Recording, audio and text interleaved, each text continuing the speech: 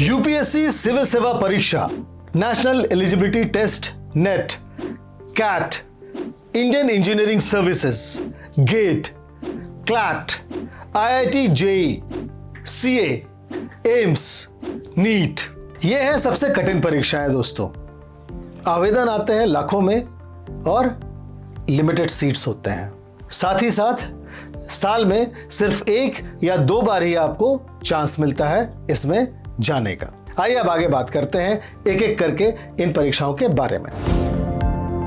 पहले नंबर पर UPSC civil सेवा परीक्षा, भारतीय प्रशासनिक सेवा यानी आईएएस, भारतीय पुलिस सेवा यानी आईपीएस, भारतीय विदेश सेवा यानी आईएफएस, भारतीय राजस्व सेवा यानी आईआरएस, भारतीय रेलवे यातायात सेवा यानी आईआरटीएस एवं कंपनी मतलब भारतीय कंपनी कानून सेवा यानी आईसीएलएस जैसे अखिल भारतीय सेवाओं हेतु अभ्यर्थियों का चयन करने के लिए यूपीएससी हर साल सिविल सेवा परीक्षा आयोजित करता है। प्रत्येक वर्ष लाखों अभ्यर्थी अपना भाग्य आजमाने के लिए इन परीक्षाओं में बैठते हैं। उनमें से चंद अभ्यर्थियों को ही इन प्रतिष्ठित पदों तक पहुंचने का सौभाग्य मिलता है। सिविल सेवा परीक्षा मुख्यतः 3 चरणों में होता है, प्रारंभिक, मुख्य एवं साक्षात्कार, और फिर परीक्षा संपन्न हो जाती है। अब आते हैं दूसरे नंबर पर, जिसमें है नेशनल एलिजिबिलिटी टेस्ट यानी नेट। यूजीसी नेट परीक्षा राष्ट्रीय परीक्षा एजेंसी यानी नेट द्वारा साल में 2 बार आयोजित कराई जाती है। यूजीसी नेट परीक्षा असिस्टेंट प्रोफेसर, लेक्चरर और जूनियर रिसर्च फेलोशिप के पद के लिए योग्यता निर्धारित करने के लिए आयोजित कराई जाती है। एनटीए यूजीसी नेट आवेदकों को 83 विषय विकल्प प्रदान करता है। हालांकि उम्मीदवार केवल उसी विषय के लिए आवेदन कर सकते हैं जिसमें उन्होंने अपनी स्नातक की डिग्री प्राप्त कर ली हो। यूजीसी नेट परीक्षा में 2 पेपर होते हैं। यूजीसी नेट का पेपर 1 उम्मीदवारों की शिक्षण और अनुसंधान क्षमता के साथ साथ योग्यता की समझ का परीक्षण करने के लिए डिजाइन किया जाता है, जबकि परीक्षा का पेपर 2 आवेदकों द्वारा चुने गए विषय पर आधारित होता है। तीसरे नंबर पर कैट परीक्षा आता है। एक राष्ट्रीय स्तर की एमबीए प्रवेश परीक्षा है जो भारत के 21 आईआईएम, आईआईटी, एनआईटी, एमएनआईटी और 100 से ज्यादा कॉलेजों में एमबीए प्रवेश के लिए आयोजित की जाती है। भारत में आईआईएम द्वारा आयोजित कैट परीक्षा का सबसे अधिक महत्व होता है। कैट की परीक्षा में हर साल लाखों अभ्यर्थी शामिल होते हैं, इसलिए छात्रों के लिए परीक्षा उत्तीर्ण करना इतना आसान नहीं है। परीक्षा पास करने के लिए छात्रों को लगातार कठिन अध्ययन की जरूरत होती है, यानी मेहनत की जरूरत होती है। वे सभी विद्यार्थी जो स्नातक में 50% यानी 50% अंकों के साथ उत्तीर्ण हुए हैं, वे इस परीक्षा में भाग ले सकते हैं। अब है चौथे नंबर पर इंडियन इंजीनियरिंग सर्विसेज यानी भारतीय इंजीनियरिंग सेवा आईईएस। भारत सरकार के तकनीकी और प्रबंधकीय कार्यों को पूरा करने के लिए यूपीएससी द्वारा आयोजित एक शीर्ष स्तरीय परीक्षा है। परीक्षा की प्रकृति और पैटर्न को इसके बहुत कम चयन अनुपात के कारण दुनिया में सबसे कठिन माना जाता है।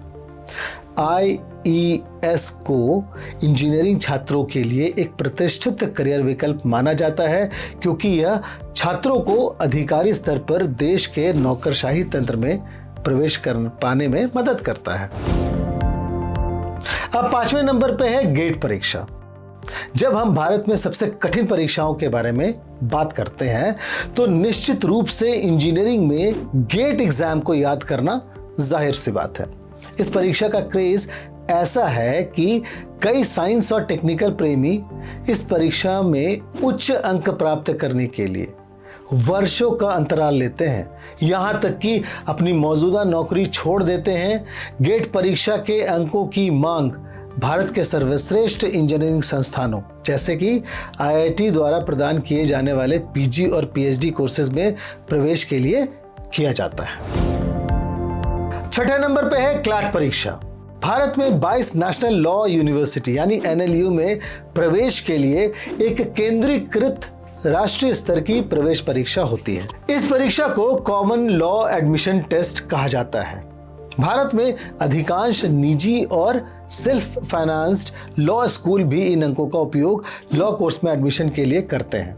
भारत में सार्वजनिक क्षेत्र के ऑपरेशन जैसे ओएनजीसी, कोल इंडिया, भेल, steel authority of India, oil India आदि कंपनियों द्वारा कानूनी पदों की भर्ती के लिए क्लैट पोस्ट ग्रेजुएट यानी क्लैट पीजी स्कोर का उपयोग किया जाता है। लॉ कोर्स के बैचलर डिग्री में एडमिशन लेने के लिए 12th कक्षा के बाद यह परीक्षा ली जाती है। इसे भारत में सबसे कठिन परीक्षाओं में से एक माना जाता है, जिसकी सफलता दर 3 से 4% ही है। 7वें नंबर पर है आईआईटी जेईई परीक्षा।